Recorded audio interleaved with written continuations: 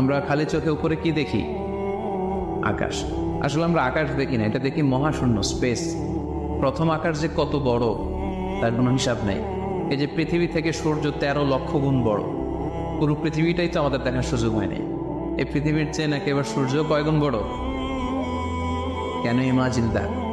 13 লক্ষ গুণ বড়। সূর্যের চেয়ে এরকম কোটি কোটি গুণ বড় তারা আছে। এরকম বিলিয়ন বিলিয়ন তারা নিয়ে আমাদের গ্যালাক্সির নাম হচ্ছে মিল্কি ওয়ে। এটার পরে আরেকটা গ্যালাক্সি সবচেয়ে কাছের অ্যান্ড্রোমেডা, ওইটা আরো বড়। ওইখানে বিলিয়ন বিলিয়ন ট্রিলিয়ন গ্যালাক্সি।